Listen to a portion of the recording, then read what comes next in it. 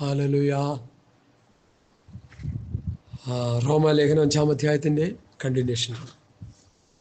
അപ്പോൾ അടുത്ത് ദൈവത്തിൻ്റെ സ്നേഹം നമുക്ക് നൽകപ്പെട്ട പരിശുദ്ധാത്മാവിനാൽ നമ്മുടെ ഹൃദയങ്ങളിൽ പകർന്നിരിക്കുന്നു. സ്തോത്രം. ദൈവത്തിൻ്റെ സ്നേഹം നമുക്ക് എന്ത് ചെയ്തിരിക്കുന്നു? പരിശുദ്ധാത്മാവിനാൽ പകർന്നിരിക്കുന്നു. അപ്പൊ പരിശുദ്ധാത്മാവ് ഇല്ലാത്തവനോ സ്നേഹമില്ല. അവന് സ്നേഹിക്കാൻ കഴിയില്ലെന്ന്, അവന്റെ സ്നേഹം വ്യാജമാണെന്ന്. സ്നേഹത്തെക്കുറിച്ച് അപ്പോസ്തലനായ പൗലോസ് ഒരു ലേഖനം തന്നെ പുതിയ സഭയ്ക്കായി നമുക്ക് തന്നിട്ടില്ലേ? ആ ലേഖനം ഒന്ന് വായിച്ച് പഠിച്ചു നോക്കിയേ. ഞാനത് വെറുതെ അങ്ങ് വായിച്ചങ്ങ് വിടുക. അതൊന്നും പറയാനൊന്നും നമുക്ക് സമയമില്ല. പറഞ്ഞു കഴിഞ്ഞാൽ നമ്മുടെ വിഷയത്തിലേക്ക് നമുക്ക് വരാൻ പറ്റത്തില്ല. ഞാനതങ്ങ് വായിച്ചു വിടുകയാണ്. 1 കൊരിന്ത്യർ ലേഖനം 13-ാം അധ്യായം. ഞാൻ മനുഷ്യരുടെയും ദൂതന്മാരുടെയും ഭാഷകളിൽ സംസാരിച്ചാലും എനിക്ക് സ്നേഹമില്ലെങ്കിൽ ഞാൻ മുഴങ്ങുന്ന ചെമ്പോ ചിലമ്പുന്ന കൈത്താളമോ അത്രേ. എനിക്ക് പ്രവചനപരമുണ്ടായിട്ടും സകല മർമ്മങ്ങളും സകല ജ്ഞാനവും ഗ്രഹിച്ചാലും മരകളെ നീക്കുവാൻ തക്കവണ്ണം വിശ്വാസമുണ്ടായാലും സ്നേഹമില്ലെങ്കിൽ ഏതുമില്ല, ഞാൻ ഏതുമില്ല. എനിക്കുള്ളതെല്ലാം അന്നദാനം ചെയ്താലും എൻ്റെ ശരീരം ചുടുവാനേൽപ്പിച്ചാലും സ്നേഹമില്ലെങ്കിൽ ഒരു പ്രയോജനവുമില്ല. സ്നേഹം ദീർഘമായി ക്ഷമിക്കുകയും ദയ കാണിക്കുകയും ചെയ്യുന്നു. സ്നേഹം സ്പർദ്ധിക്കുന്നില്ല, സ്നേഹം നെഗളിക്കുന്നില്ല, ചീർക്കുന്നില്ല, അയോഗ്യമായി നടക്കുന്നില്ല, സ്വാർത്ഥം അന്വേഷിക്കുന്നില്ല, ദോഷം കണക്കിടുന്നില്ല, അനീതിയിൽ സന്തോഷിക്കാതെ സത്യത്തിൽ സന്തോഷിക്കുന്നു, എല്ലാം പൊറുക്കുന്നു, എല്ലാം വിശ്വസിക്കുന്നു, എല്ലാം പ്രത്യാശിക്കുന്നു, എല്ലാം സഹിക്കുന്നു. സ്നേഹം ഒരു നാളും ഉതിർന്നു പോകുകയില്ല. പ്രവചനം വരുമ്പോൾ അത് നീങ്ങിപ്പോകും, ഭാഷാപരമോ അത് നിന്നുപോകും, ജ്ഞാനമോ അത് നീങ്ങിപ്പോകും. അംശമായി മാത്രം അറിയുന്നു, അംശമായി മാത്രം പ്രവചിക്കുന്നു. പൂർണ്ണമായി വരുമ്പോഴോ അംശമായത് നീങ്ങിപ്പോകും. 11-ാം വാക്യം. ഞാൻ ശിശുവായിരുന്നപ്പോൾ ശിശുവിനെ പോലെ സംസാരിച്ചു, ശിശുവിനെ പോലെ ചിന്തിച്ചു, ശിശുവിനെ പോലെ നിരൂപിച്ചു. പുരുഷനായ ശേഷമോ ശിശുവിനുള്ളത് ത്യജിച്ചു കളഞ്ഞു. സ്നേഹത്തെക്കുറിച്ച് കട്ടിയായ വിഷയങ്ങൾ പൗലോസ് 1 കൊരിന്ത്യർ ലേഖനം 13-ാം അധ്യായത്തിൻ്റെ 1 മുതൽ 10 വരെ പഠിപ്പിച്ചിട്ട് 11-ാമത്തെ വാക്യത്തിൽ ഒരു ശിശുവിനെ കുറിച്ച് എടുത്ത് പറയുന്നു. ഞാനിത് മുമ്പുള്ള കാലങ്ങളിൽ ഇത് ചിന്തിച്ച് ഞാൻ കുഴഞ്ഞുപോയി. അവസാനം ഇത്രയും വിഷയങ്ങൾ ഗഹനമായ നിലയിൽ പറഞ്ഞിട്ട് ഒരു കുഞ്ഞുവാവയുടെ ജീവിതം എടുത്ത് ഇവിടെ കൊണ്ടുവന്ന് പൗലോസ് കാണിച്ചേക്കുന്നതിൻ്റെ കാര്യം എന്താണെന്ന് ചിന്തിക്കാൻ തുടങ്ങി, പ്രാർത്ഥിക്കാൻ തുടങ്ങി. ഇപ്പൊ കർത്താവ് വചനത്തിൻ്റെ വെളിപ്പാട് നില മറനീക്കി വെളിപ്പെടുത്തി തന്നു. ആത്മീക ശൈശവ അവസ്ഥയിൽ കിടന്നാൽ നിനക്ക് സ്നേഹിക്കാൻ കഴിയത്തില്ല. തെക്കും വടക്കും അറിഞ്ഞുകൂടാത്തൊരു ശിശുവായിരിക്കുന്നേ. ക്രിസ്തുവിൻ്റെ സമ്പ്രദായ പ്രായത്തിൻ്റെ അളവിലേക്ക് നീ വന്നു കഴിയുമ്പോഴാണ് വിശ്വാസികളെ സ്നേഹിക്കാൻ കഴിയുന്നത്. ഇന്ന് വിശ്വാസികൾ, ഞാൻ എൻ്റെ ആദ്യത്തെ ക്ലാസ് നടത്തി 2005 എൻ്റെ ഓർമ്മ. ഈ വരാപ്പുഴയിലുള്ള ഒരു പാസ്റ്ററിൻ്റെ ഹോളിൽ വെച്ചൊരു ക്ലാസ് നടത്തി. അതിൻ്റെ വിഷയം ഇതാണ്: സഭ ക്രിസ്തുവിൻ്റെ ശരീരം എന്നുള്ള വിഷയം. അതിൽ ആ ഫുട് നോട്ടിൽ അവിടെ ഒരു ലീഫ് ലെറ്റർ ഞാൻ അടിച്ചു. അതിൻ്റെ അവസാനത്തിലൊരു വാക്യം എടുത്തു കൊടുത്തു. അത് ഈ വാക്യമാണ്: ഇന്ന് ദൈവസഭ ശൈശവാവസ്ഥയിൽ കിടക്കുക. വളർച്ച പ്രാപിക്കാത്ത ഒരു കൂട്ടം വാവകളാണ് ഇന്ന് സഭകളിൽ കിടക്കുന്നത്. വളർച്ച പ്രാപിക്കാത്ത ഒരു കൂട്ടം വിശ്വാസികളുടെ ഒരു സമൂഹമായി നമ്മുടെ പെന്തക്കോസ്ത് ഗോളം അധപ്പതിച്ചു, ജീർണിച്ചു പോയി. വേദോസം വായിക്കത്തില്ല, പ്രാർത്ഥിക്കത്തില്ല, വചനമനുസരിച്ച് ജീവിക്കത്തില്ല, ആത്മീയ വളർച്ചയില്ല, ആത്മീയ വർധനവില്ല, ആത്മീയ നിറവില്ല. ഞാനൊന്ന് ചോദിക്കട്ടെ, ഒരു ശിശുവിനെ നമുക്ക് ഏതൊക്കെ നിലയിൽ വഞ്ചിക്കാൻ പറ്റും? എൻ്റെ മോളുടെ കൊച്ചുണ്ട് ഇവിടെ. കൂടുതൽ വരുമ്പോൾ ഏതെങ്കിലും കളർഫുള്ളായിട്ടുള്ളൊരു സാധനമോ അല്ലെങ്കിൽ ഏതെങ്കിലും ഒരു മുട്ടായി എടുത്ത് ഇങ്ങനെ 4 കറക്കി കഴിഞ്ഞാൽ അവൻ്റെ കരച്ചിൽ തീരും. ഇന്നത്തെ പെന്തക്കോസ്തുകാരെ കാറ് തരാം, വീട് തരാം, ലോറി തരാം, അത് തരാം, ഇത് തരാം. ഈ ഇടയ്ക്ക് ഒരുത്തൻ പറയുന്നുണ്ട്, ഒരു സഹോദരി അവർ അങ്ങോട്ട് ബഹറിലോ ഖത്തറിലേക്കോ പോകാനിരിക്കുക. അപ്പോൾ ഈ പാസ്റ്റർ പ്രസംഗിക്കുക, നിങ്ങളത് കേട്ട് കാണും. എനിക്ക് വിചിത്രമായി ചിരി വരിക, വിചിത്രമായിട്ട് തോന്നുന്നു. ഖത്തറിലേക്കല്ലേ പോകാനിരിക്കും? ഞാൻ നിന്നെ അമേരിക്ക വിടാൻ പോവാന്ന്. ഖത്തറിൽ പോകാനിരിക്കുന്ന സഹോദരി അമേരിക്കയെ വിടുന്ന പാസ്റ്റർമാർ എഴുന്നേറ്റിരിക്കുന്നു. നീ എന്തോ വേണം? നീ എന്തോ വേണ്ട? നീ നാളെ ഇയാളെ സ്വർഗത്തേക്ക് വിടുവാളെ?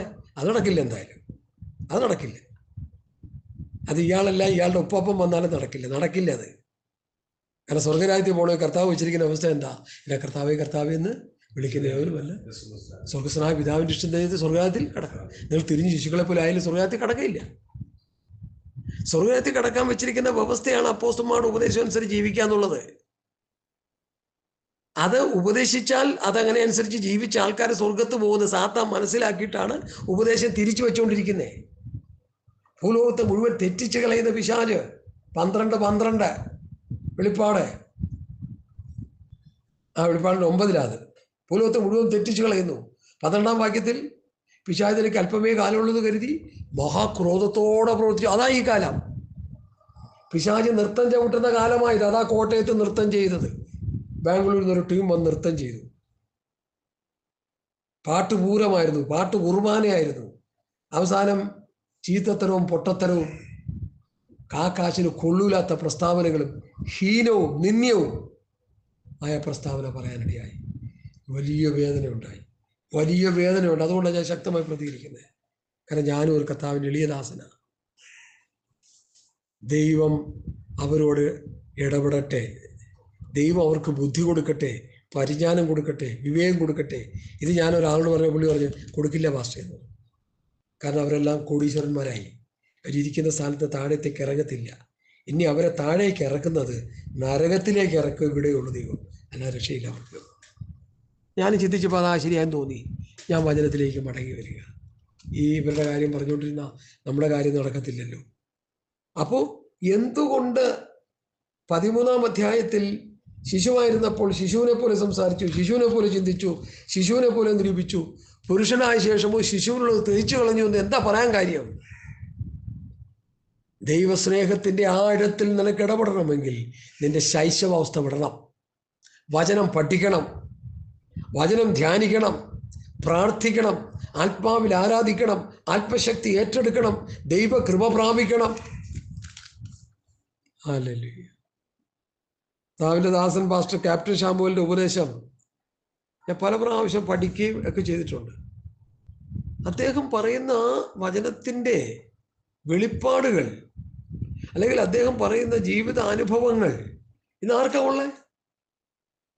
ഉള്ളതെന്ന് ഞാൻ ചോദിക്കുക. ചുമ്മാ ചപ്പച്ചവറും പറഞ്ഞുകൊണ്ടിരിക്കുകയല്ലേ. പെരുമ്പാവൂർ എന്ന് പറഞ്ഞൊരു സ്ഥലത്ത് ഞാൻ പോയി ഒരു ക്ലാസ് എടുക്കുന്നുണ്ട് എല്ലാ മാസവും. ഡേറ്റ് ഇങ്ങനെ മാറിയൊക്കെ വരും. അവിടെ ഒരു അച്ഛൻ എന്നോടൊരു സംഭവം പറഞ്ഞു. ഞങ്ങളുടെ പെരുമ്പാവൂർ പട്ടണത്തിൽ ഒരു മെഗാ മീറ്റിംഗ് നടന്നു. 4 ദിവസത്തെ മീറ്റിംഗ്. ഒരു ദിവസത്തെ മീറ്റിങ്ങിന് 4 ദിവസത്തെ മീറ്റിങ്ങിന് പങ്കുകൊള്ളാനായിട്ട് അവരെടുക്കുന്ന ഫീസ് 4000 രൂപ. ഫുഡ് കൊടുക്കുന്നുണ്ട്. തലക്കിടിയായിരുന്നു അതിന്. ഞാൻ അതിനെക്കുറിച്ചൊക്കെ പഠിച്ച് ചോദിച്ചപ്പോൾ പറഞ്ഞു ഇതുപോലെ തരികിടയല്ല ആ മീറ്റിംഗ്. പണസമ്പാദനത്തിന് വേണ്ടിയുള്ള മീറ്റിംഗ് ആയിരുന്നു. എത്ര 1000 പേരൊന്ന് 4000 രൂപ വെച്ച് കാശ് എത്രയായി? 4 ദിവസത്തെ മീറ്റിംഗ് കഴിഞ്ഞ് ചാപ്പാടുകാർക്കും കൊടുത്ത് ഓളുകാർക്കും കൊടുത്ത് ലക്ഷങ്ങളും കൊണ്ട് സംഘാടകർ മുങ്ങി. ഇനി അത് പൊങ്ങും, ഒരു സമയം വരും, വേറെ എവിടെയെങ്കിലും പൊങ്ങും. ഇവരെല്ലാം എൻ്റെ കർത്താവ് ന്യായം വിധിക്കാൻ വരാൻ പോവുക. മാനസാന്തരപ്പെട്ടില്ലെങ്കിൽ. പരിശുദ്ധാത്മാവുള്ള ദൂഷണം മാത്രമേ ഉള്ളൂ ക്ഷമിക്കില്ലെന്ന് പറയുന്നത്. ബാക്കി ഏതും ക്ഷമിക്കുമെന്നല്ലേ പറയുന്നത്. അതുകൊണ്ട് വീണ് കിടന്ന് മാനസാന്തരപ്പെട്ട് കരഞ്ഞു കൂകി അവർക്ക് രക്ഷപ്പെടാം. ഇല്ലെങ്കിൽ ഇവർക്കുള്ള ശിക്ഷ ഉറങ്ങുന്നതുമില്ല. അപ്പൊ ശൈശവാവസ്ഥ വിടുക. വിശ്വാസികൾ ശൈശവാവസ്ഥ വിട്ട് ആത്മീയ വളർച്ചയിലേക്ക് വരിക. അപ്പോസ്തലന്മാരുടെ ഉപദേശം കേട്ടുകൊണ്ട് വന്ന 7 സഭകളിലെ എഫെസോസ് സഭയിൽ പ്രവാചക ശുശ്രൂഷകന്മാർ എന്ന് പറഞ്ഞ ഒരു ഗ്രൂപ്പ് വന്ന് സഭയിലെ പാസ്റ്ററും വിശ്വാസികൾ അവരെ വിവേചിച്ച് പഠിച്ചു കഴിഞ്ഞപ്പോൾ അവർ ആരായി മാറി? പറ. കള്ളപ്രവാചകന്മാരായിരുന്നു. എന്തുകൊണ്ടാണ് അത് മനസ്സിലാക്കാൻ കഴിഞ്ഞേ? അപ്പോസ്തലന്മാരുടെ ഉപദേശം കേട്ട് പഠിച്ചു വരുന്ന എഫെസോസ് സഭയാ. അവിടുത്തെ പാസ്റ്ററും വിശ്വാസികളും വചനം പഠിച്ചവരാ. വചനത്തിൻ്റെ വ്യവസ്ഥ അവർക്കറിയാം. ഈ വരുന്നവർ പറയുന്നത് പറയുന്ന ഭാഷ ഇങ്ങോട്ട് തുടങ്ങുമ്പോൾ തന്നെ അവർക്കറിയാം ഇത് കൾട്ടാണോ കൾട്ടല്ലേ എന്നുള്ളത്. അവർ പിടിച്ചു ഇത് കള്ളന്മാരാണെന്ന് പറഞ്ഞു. ഇന്ന് കള്ളപ്രവാചകന്മാരും ദുർവിരക്ഷകന്മാരും സഭകളിൽ കിടന്ന് മേയുക. എല്ലാ സഭകളിലും അല്ല, എല്ലായിടത്തും ചെന്നാൽ കയറ്റത്തൊന്നുമില്ല. അതിന് ഞാനുള്ള വിവാസന്മാരൊക്കെ അവിടെ ഇരുത്തും. ഒരക്ഷരം മിണ്ടിക്കത്തില്ല, ഇറങ്ങി പോകാൻ പറയും. ചാപ്പാടും കൊടുക്കും. പെട്രോൾ അടിക്കാൻ വേണമെങ്കിൽ കാശ് കൊടുത്തെന്ന് വരാം ചിലപ്പോൾ. മനുഷ്യനെന്നുള്ള നിലയിൽ ഒരു പരിഗണന, ഉപദേശം ഇവിടെ വിളമ്പണ്ടെന്ന് പറയും. അങ്ങനെ ആർജവമുള്ള ശുശ്രൂഷകന്മാർ എഴുന്നേറ്റ് വന്നില്ലെങ്കിൽ സഭ മുഴുവൻ കുട്ടിച്ചോറാകും. ഇന്ന് സഭയിൽ കിടക്കുന്ന ശുശ്രൂഷകന്മാരും വിശ്വാസികളും എന്താണ്? ശിശുവിനെ പോലെ സംസാരിക്കുന്നു, ശിശുവിനെ പോലെ ചിന്തിക്കുന്നു, ശിശുവിനെ പോലെ നിരൂപിക്കുന്നു. പുരുഷനായാലേ, വളർച്ച പ്രാപിച്ചാലേ, ക്രിസ്തുവിൻ്റെ സമ്പ്രദായ പ്രായത്തിൻ്റെ അളവിലേക്ക് നടത്തപ്പെട്ടാലേ നമുക്ക് എന്ത് ചെയ്യാൻ പറ്റത്തുള്ളൂ? കാര്യങ്ങളുടെ വ്യക്തത മനസ്സിലാകത്തുള്ളൂ.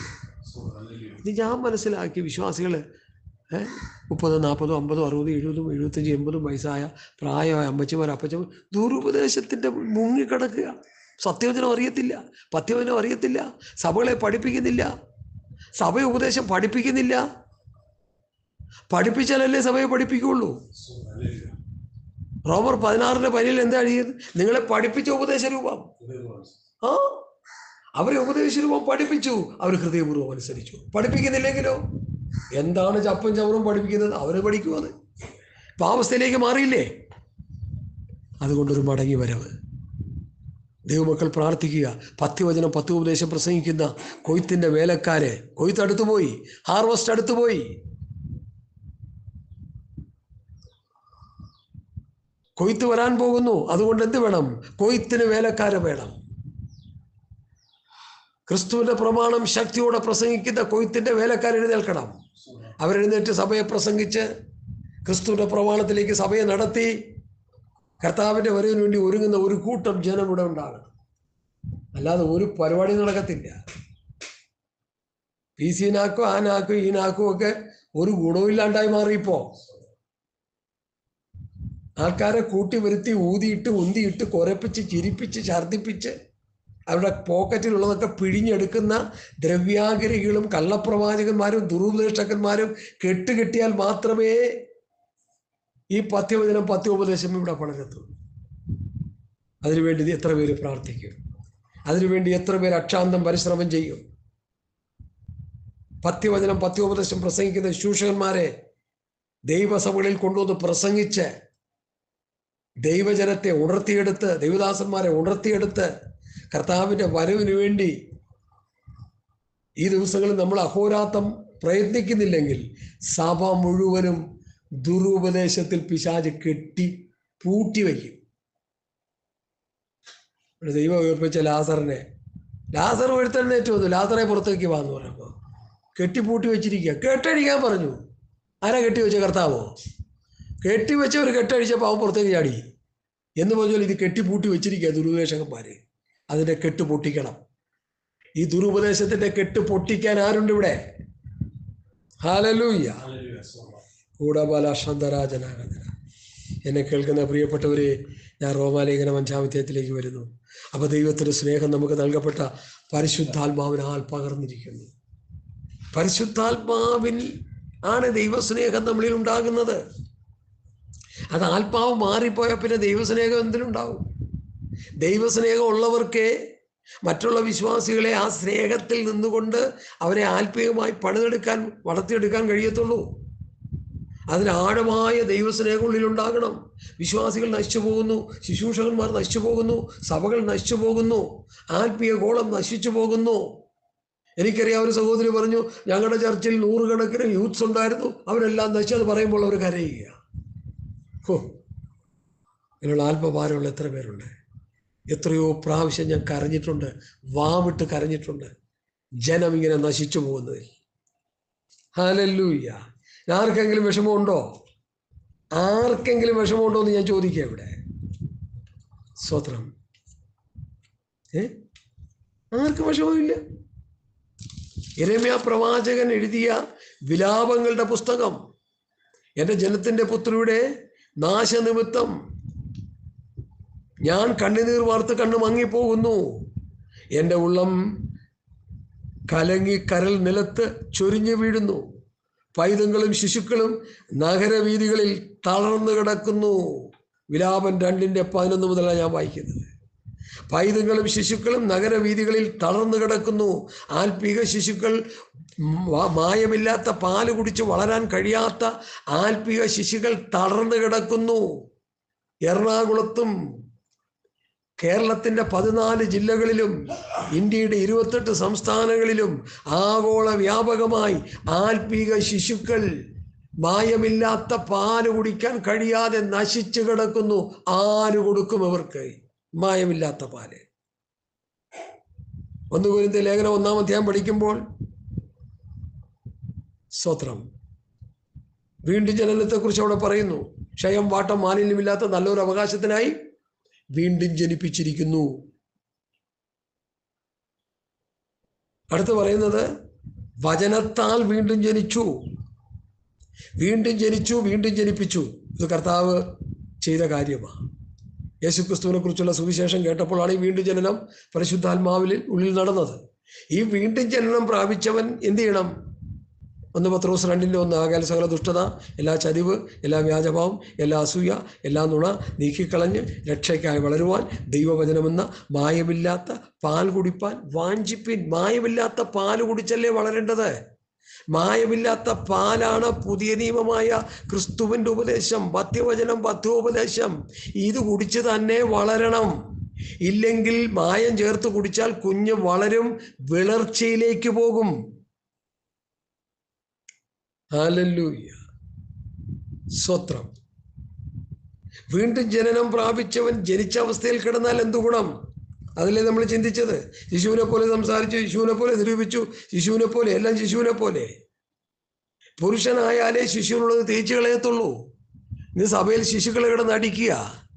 ഞാനിങ്ങനെ കേൾക്കുന്നു, 30 വയസ്സായവരെ, 30 വയസ്സായ ശിശുക്കളെ പഠിപ്പിച്ച് മൂപ്പന്മാരാക്കുക. പഠിപ്പിച്ചല്ല, തലയിൽ കൈവച്ച് പ്രാർത്ഥിച്ച് മൂപ്പന്മാരാക്കുക. പുതിയ ശിശുക്കളെ അരുതെന്നല്ലേ പൗലോസ് പഠിപ്പിച്ചേ? പുതിയ ശിഷ്യൻ അരുതേ.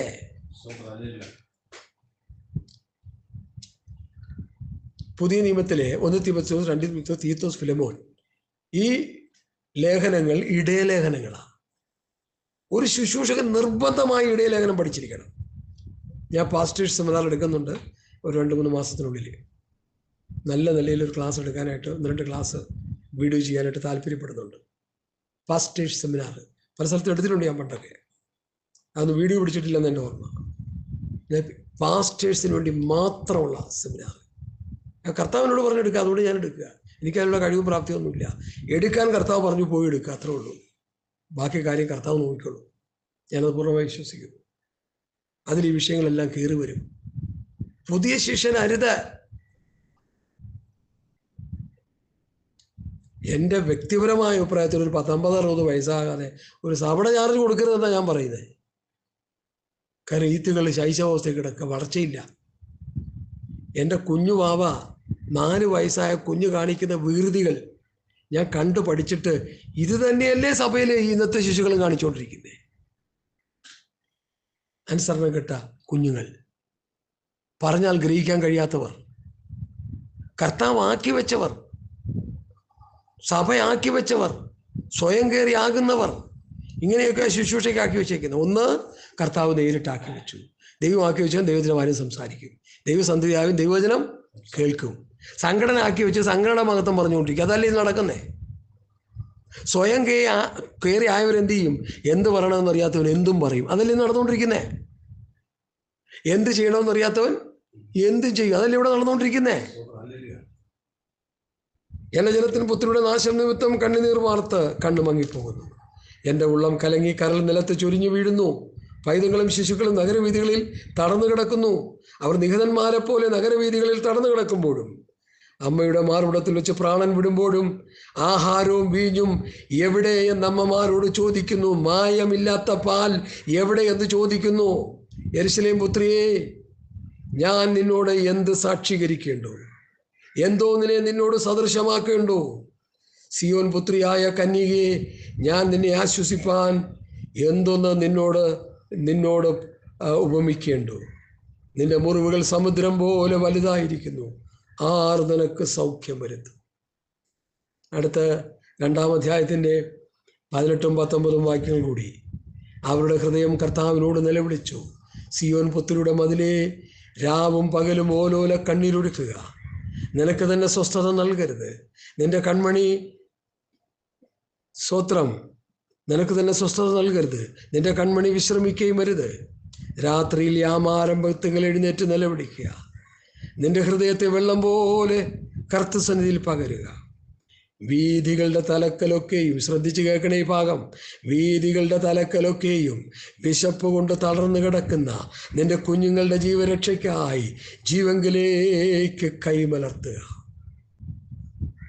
ആഗോള വ്യാപകമായി വീഥികളുടെ തലകലൊക്കെയും വിശപ്പ് കൊണ്ട് തളർന്നു കിടക്കുന്ന, ദൈവവചനമെന്ന മായമില്ലാത്ത പാല് കിട്ടാതെ തളർന്നു കിടക്കുന്ന നിന്റെ കുഞ്ഞുങ്ങളുടെ ജീവരക്ഷയ്ക്കായി അവങ്കിലേക്ക് കൈമലർത്തുക. സഭകളിൽ മായമില്ലാത്ത പാല് കുടിക്കാതെ കുഞ്ഞുങ്ങൾ നശിച്ചുകൊണ്ടിരിക്കുക. മായം ചേർത്തത് കൂട്ടിച്ച് കുഞ്ഞുങ്ങൾ നശിച്ചുകൊണ്ടിരിക്കുക. ആരവർക്ക് മായമില്ലാത്ത പാല് കൊടുക്കും? ആരെനിക്ക് വേണ്ടി പോകും എന്ന് കർത്താവ് ചോദിച്ചതുപോലെ. ഹല്ലേലൂയ. അതെ, ഞങ്ങൾ ഈ ദിവസങ്ങൾ പ്രസംഗിച്ചു കൊണ്ടിരിക്കുക. ഈ മായമില്ലാത്ത പാല് കൊടുത്ത് കുഞ്ഞുങ്ങളെ വളർത്തിയെടുത്ത് ക്രിസ്തുവിൻ്റെ സമ്പ്രദായ പ്രായത്തിൻ്റെ അളവിലേക്ക് നടത്തി കർത്താവിൻ്റെ വരവിന് വേണ്ടി ഒരുക്കി നിർത്തുക. ഏത് മനുഷ്യനെയും ക്രിസ്തുവിൽ തികഞ്ഞവനായി നിർത്തേണ്ടതിന് ഏത് മനുഷ്യനെയും പ്രബോധിപ്പിക്കുകയും ഏത് മനുഷ്യനെയും സകല ജ്ഞാനത്തോടുകൂടി ഉപദേശിക്കുകയും ചെയ്യുന്നു. അതിനായി എന്നിൽ ബലത്തോടെ വ്യാപരിക്കുന്ന അവൻ്റെ വ്യാപാര ശക്തിക്കൊത്തവണ്ണം പോരാടിക്കൊണ്ട് അധ്വാനിക്കുന്നു. ഹല്ലേലൂയ. ക്രിസ്തുവിൽ തികഞ്ഞവരാക്കി നിർത്തുകയാണ് ഒരു ശുശ്രൂഷകന്റെ ഉത്തരവാദിത്വം. അതാണ് ഞങ്ങൾ ചെയ്തുകൊണ്ടിരിക്കുന്നത്. അതിന് എതിർപ്പുകൾ, പിശാചിൻ്റെ എതിർപ്പുകളും മാനുഷിക എതിർപ്പുകളും ഒക്കെ ഞങ്ങൾ നേരിടുന്നുണ്ട്. അതൊന്നും ഞങ്ങൾ വിഷയമാക്കുന്നില്ല. കർത്താവ് പറഞ്ഞ പോലെ ഈ കൂടാരത്തെ പൊളിച്ചു കളയുന്നവനെ ഭയപ്പെടണ്ട. ഇതിൻ്റെ ഉള്ളിലുള്ള ആത്മാവിനെ നരകത്തിൽ തള്ളിക്കളയാവുന്നതിനെ ഭയപ്പെട്ടാൽ മതി. എൻ്റെ കൂടാരം പൊളിഞ്ഞു പോകാനെടുത്തിരിക്കുന്നു പത്രോസും പൗലോസും ഒക്കെ പറഞ്ഞു. ഈ കൂടാരമല്ല നമുക്ക് വിഷയം. ഇതിൻ്റെ ഉള്ളിൽ ഒരു ആത്മീക മനുഷ്യനുണ്ട്. അവനാണ് ദൈവവുമായിട്ട് ബന്ധം പുലർത്തുന്നത്. അവനാണ് ദൈവത്തിൽ നിൽക്കുന്നത്. ഹല്ലേലൂയ. ഈ വിലാപങ്ങളുടെ പുസ്തകം 2-ാം അധ്യായത്തിലെ 11, 12, 13, അതിലെ 18, 19 വേദഭാഗങ്ങൾ ദയവായി ദൈവമക്കൾ വായിച്ച് അതിൽ നിന്ന് പ്രബോധനം ഉൾക്കൊള്ളണമേ എന്ന് ഞാൻ നിങ്ങളെ കർത്താവിൻ്റെ നാമത്തിൽ ഓർപ്പിക്കുകയാണ്. ഹല്ലേലൂയ. സ്തോത്രം. ഇവിടെ പൗലോസ് പറയുന്നു, ദൈവത്തിൻ്റെ സ്നേഹം നമ്മുടെ ഹൃദയങ്ങളിൽ പരിശുദ്ധാത്മാവിനാൽ നിങ്ങളുടെ ഹൃദയങ്ങളിൽ പകർന്നിരിക്കുന്നു. നാം ബലഹീനരായിരിക്കുമ്പോൾ തന്നെ ക്രിസ്തു തക്ക സമയത്ത് അഭക്തർക്ക് വേണ്ടി മരിച്ചു. നീതിമാന് വേണ്ടി ആരെങ്കിലും മരിക്കുന്നത് ദുർലഭം. ഗുണവാന് വേണ്ടി പക്ഷേ മരിപ്പാൻ തുനിയുമായിരിക്കും. ക്രിസ്തുവോ നാം പാപികളായിരിക്കുമ്പോൾ തന്നെ നമുക്ക് വേണ്ടി മരിക്കയിൽ ദൈവം തനിക്ക് നമ്മോടുള്ള സ്നേഹത്തെ പ്രദർശിപ്പിക്കുന്നു. ദൈവത്തിൻ്റെ സ്നേഹം എവിടെയാണ് പ്രദർശിപ്പിക്കപ്പെടുന്നത്? കാൽവരി ക്രൂശിൽ. തൻ്റെ ഏകജാതനായ പുത്രനിൽ വിശ്വസിക്കുന്ന ഏവനും നശിച്ചു പോകാതെ നിത്യജീവൻ പ്രാപിക്കേണ്ടതിന് ദൈവം അവന് നൽകുവാൻ തൊക്കെ ലോകത്തെ സ്നേഹിച്ചു എന്ന് ദൈവവചനം പറയുന്നു. ദൈവസ്നേഹത്തിൻ്റെ മൂർത്തിഭാവമാണ് യേശു ക്രിസ്തുവിനെ ക്രൂശിലേക്ക് ഏൽപ്പിച്ചുകൊണ്ടത്.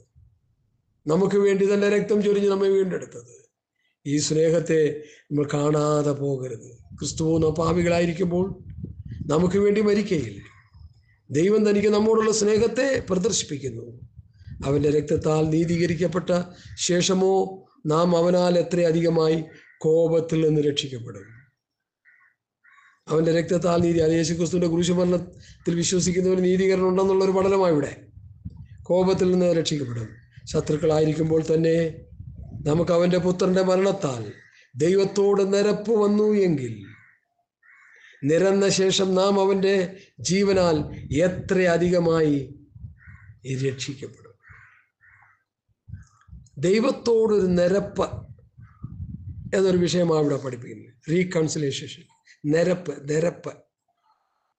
ഈ നിരപ്പിനെ കുറിച്ച് പറയുമ്പോൾ 2 കൊരിന്ത്യർ ലേഖനം 5-ാം അധ്യായത്തിലേക്ക്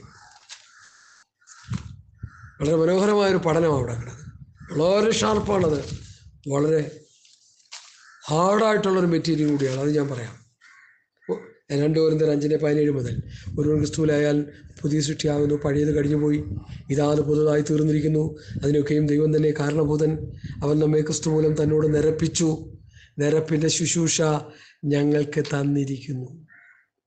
ദൈവം ലോകത്തിൻ്റെ ലംഘനങ്ങളെ കണക്കിടാതെ ലോകത്തെ ക്രിസ്തുവിൽ തന്നോട് നിരപ്പിച്ചു പോന്നു. ഈ നിരപ്പിൻ്റെ വചനം ഞങ്ങളുടെ പക്കൽ ഭരമേൽപ്പിച്ചിരിക്കുന്നു. ആകയാൽ ഞങ്ങൾ ക്രിസ്തുവിന് വേണ്ടി സ്ഥാനാപതികളായി ദൈവത്തോട് നിരന്നുകൊള്ളുവീൻ എന്ന് ക്രിസ്തുവിന് പകരം അപേക്ഷിക്കുന്നു.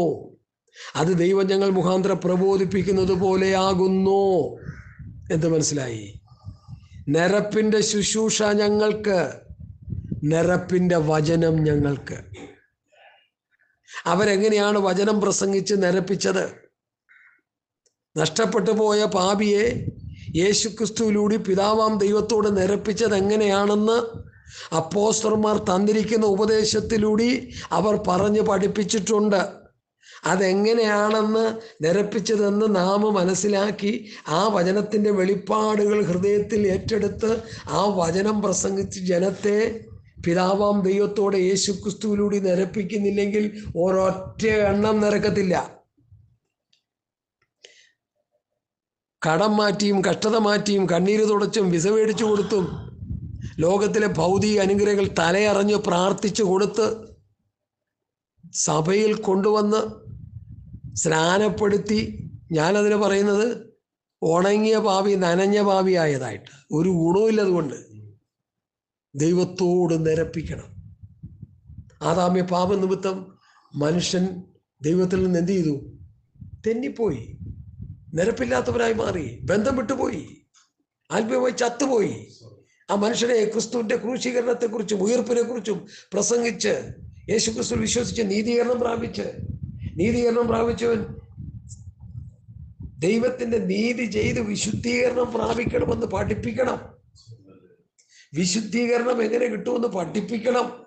അങ്ങനെ പഠിപ്പിച്ച് തേജസ്കരണത്തിലേക്ക് നടത്തപ്പെടാനുള്ള ഉപദേശങ്ങളൊക്കെ പഠിപ്പിച്ച് ദൈവത്തോട് നിരപ്പിക്കുന്ന ശുശ്രൂഷ അപ്പോസ്തലന്മാരാണ് അത് ചെയ്തത്. അവൻ നമ്മെ ക്രിസ്തു മൂലം തന്നോട് നിരപ്പിച്ചു. നിരപ്പിൻ്റെ ശുശ്രൂഷ ഞങ്ങൾക്ക് തന്നിരിക്കുന്നു. ഈ ലോകത്തിൽ ഒരു ഗ്രൂപ്പിനും അത് കൊടുത്തിട്ടില്ല ദൈവം. കർത്താവിനോട് കൂടെ നടന്ന 1 യോഹന്നാൻ 1-ാം അധ്യായത്തിൻ്റെ 2, 3, 4 വാക്യങ്ങൾ നമ്മൾ വായിക്കുമ്പോൾ ഞങ്ങൾ കണ്ടു, കേട്ടു, തൊട്ടു, നോക്കി. യേശുവിനെ കണ്ടു, യേശുവിനെ നോക്കി, യേശുവിനെ തൊട്ടു, യേശുവിൽ നിന്ന് കേട്ടു. സ്തോത്രം. അങ്ങനെ ആ കർത്താവ് പറഞ്ഞിരിക്കുന്ന വചനത്തിൻ്റെ വ്യവസ്ഥകൾ കേട്ട് തൊട്ട് നോക്കിയവർ പറഞ്ഞിരിക്കുന്ന വ്യവസ്ഥ കേട്ടനുസരിച്ച് നമ്മൾ ആ വ്യവസ്ഥ പ്രകാരം കർത്താവിലൂടെ പിതാവാം ദൈവത്തിലൂടെ യേശു ക്രിസ്തുവിനെ കൊണ്ട് പിതാവിനെ നിരപ്പിക്കുക. അതാ ക്രിസ്തുവിന്റെ പ്രമാണം കൊണ്ട് മാത്രമേ പിതാവിനോട് നിരപ്പ് കിട്ടത്തുള്ളൂ.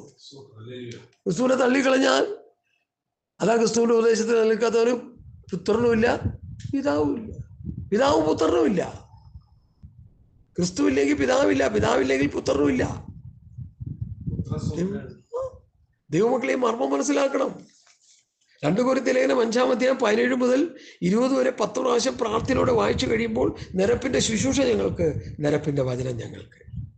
അവരെങ്ങനെ നിരപ്പിച്ചു, അവരെങ്ങനെ ശുശ്രൂഷിച്ചു, അത് മനസ്സിലാക്കി ആ വചനത്തിൻ്റെ വ്യവസ്ഥ പ്രകാരം വിശ്വാസികളെ വചനത്തിലൂടെ ശുശ്രൂഷ ചെയ്ത് ഉപദേശിച്ച് നിരപ്പിച്ചാലേ നിരപ്പാകുള്ളൂ. അല്ലാതെ കണ്ണീര് തുടച്ചും കടം മാറ്റിയും വിസ മേടിച്ചു കൊടുത്തും വീട് മേടിച്ചും കാറ് മേടിച്ചും തലയറിഞ്ഞ് പ്രാർത്ഥിച്ച് നിങ്ങൾ എന്തൊക്കെ ചെയ്താലും ഒരെണ്ണം ഗുണപ്പെടത്തില്ല, മോളോട് ചെല്ലത്തില്ല, ഇവിടെ കിടക്കും. ഇത് നല്ല വ്യക്തവും കൃത്യവും നല്ല സ്പഷ്ടമായി പറയുന്ന വചന വെളിപ്പാടാണ്, അത് ഊഹാപോഹമല്ല. ഹല്ലേലൂയ, സ്തോത്രം, സ്തോത്രം, സ്തോത്രം. നിരപ്പിൻ്റെ ശുശ്രൂഷ ഞങ്ങൾക്ക്, നിരപ്പിൻ്റെ വചനം ഞങ്ങൾക്ക്. അതാ ഇവിടെ പൗലോസ് പറയുന്നത്. ഹല്ലേലൂയ, സ്തോത്രം, സ്തോത്രം. ശത്രുക്കളായിരിക്കുമ്പോൾ തന്നെ അവൻ്റെ പുത്രൻ്റെ മരണത്താൽ ദൈവത്തോട് നിരപ്പ് വന്നുവെങ്കിൽ നിരന്ന ശേഷം നാം അവൻ്റെ ജീവനാൽ എത്രയധികമായി രക്ഷിക്കപ്പെടും. അത്രയുമല്ല, നമുക്കിപ്പോൾ നിരപ്പിൽ ലഭിച്ചതിന് കാരണമായ കർത്താവായ യേശു ക്രിസ്തു മുഖാന്തരം നാം ദൈവത്തിൽ പ്രശംസിക്കുകയും ചെയ്യും. നിരപ്പിന് കാരണമായ പിതാവിൽ നമ്മൾ എന്ത് ചെയ്യുന്നു? പ്രശംസിക്കുന്നു. യേശു ക്രിസ്തു മുഖാന്തരം ദൈവത്തിൽ പ്രശംസിക്കുന്നു. നിരപ്പിച്ചത് പിതാവാ. യേശു ക്രിസ്തുവിലൂടെയാണ് നിരപ്പിച്ചത്. എൻ്റെ കാർമികൻ പിതാവ്. ഹല്ലേലൂയ. അതുകൊണ്ട് സ്തോത്രം. ഈ വചന വെളിപ്പാടുകൾ റോമാലേഖനം 5-ാം അധ്യായത്തിൻ്റെ 1 മുതൽ 12 വരെയുള്ള വാക്യങ്ങളാണ്, 11 വരെയുള്ള വാക്യങ്ങളാണ് ഞാൻ നിങ്ങളോട് സംസാരിച്ചത്. സ്തോത്രം. 1.5 മണിക്കൂർ കൊണ്ട് ഈ റോമാലേഖനം 5-ാം അധ്യായത്തിൻ്റെ 1 മുതൽ 11 വരെയുള്ള വാക്യങ്ങൾ ഒരു ചെറിയ അളവിൽ ഞാൻ നിങ്ങളോട് പറഞ്ഞു കഴിഞ്ഞു. ഇതിനേക്കാൾ ഗഹനമായ നിലയിൽ വിഷയങ്ങൾ നമ്മൾ പഠിച്ചെടുക്കേണ്ടതാണ്. അത് വരും ദിവസങ്ങളിൽ നിങ്ങൾക്ക് ഘട്ടം ഘട്ടമായി ആ പഠനം നിങ്ങൾക്ക് ലഭിക്കും തീർച്ചയായിട്ടും. അതുകൊണ്ട് ഇത് കേൾക്കുക, പഠിക്കുക. കർത്താവ് വരാറായി. കർത്താവിൻ്റെ വരവിന് വേണ്ടി ഒരുങ്ങുക. ദൈവത്തോടുള്ള നിരപ്പ് ക്ലിയർ ആണോ എന്ന് നോക്കുക. അപ്പോസ്തലന്മാർ നിരപ്പിച്ച വചനത്തിൻ്റെ വ്യവസ്ഥകൾ, വെളിപ്പാടുകൾ എങ്ങനെയാണെന്ന് സൂക്ഷ്മ പരിശോധന നടത്തുക. ആ നിലയിൽ കർത്താവിനോട് നിരപ്പ് പ്രാപിച്ച് കർത്താവിൻ്റെ വരവിൽ പ്രത്യാശയോടെ നിൽക്കുവാൻ സർവശക്തനായ കർത്താവ് നിങ്ങൾക്ക് കൃപ ചെയ്യട്ടെ എന്ന് പ്രാർത്ഥിച്ച് തൽക്കാലം ഞാനിവിടെ നിർത്തുന്നു. ബാക്കി ഭാഗങ്ങൾ 12 മുതൽ സ്തോത്രം 21 വരെയുള്ള വേദഭാഗങ്ങൾ വരുന്ന ദിവസങ്ങളിൽ ഞാൻ എൻ്റെ ഭവനാന്തരീക്ഷത്തിൽ ഇരുന്നു കൊണ്ട് തന്നെയാണ് ഇത് ശുശ്രൂഷിച്ച് അത് യൂട്യൂബിൽ അപ്ലോഡ് ചെയ്യുകയും വാട്സപ്പിൽ സെൻഡ് ചെയ്യുകയും ചെയ്യും. കർത്താവിൻ്റെ വരവിന് വേണ്ടി ഒരുങ്ങുന്ന ദൈവമക്കൾ, ദൈവരാജ്യം പ്രാപിക്കുവാൻ, സ്വർഗരാജ്യം പ്രാപിക്കുവാൻ ആത്മാർത്ഥമായി ആഗ്രഹിക്കുന്ന ദൈവമക്കൾ ഈ വചനങ്ങൾ കേൾക്കുക, പഠിക്കുക. കർത്താവിൻ്റെ വരവിന് വേണ്ടി ഒരുങ്ങുവാൻ അത് നിങ്ങളെ സഹായിക്കും. അതിനായിട്ട് കർത്താവ് നിങ്ങൾക്കിടയാക്കട്ടെ എന്ന് ആത്മാർത്ഥമായി പ്രാർത്ഥിച്ചുകൊണ്ട് എൻ്റെ വാക്കുകൾ ചുരുക്കുന്നു. കർത്താവ് ഈ വചനങ്ങളെ നാം അനുഗ്രഹിക്കട്ടെ. അല്പസമയം സ്തോത്രം ചെയ്യാം. സ്തോത്രം, സ്തോത്രം, സ്തോത്രം, സ്തോത്രം, സ്തോത്രം, സ്തോത്രം, സ്തോത്രം.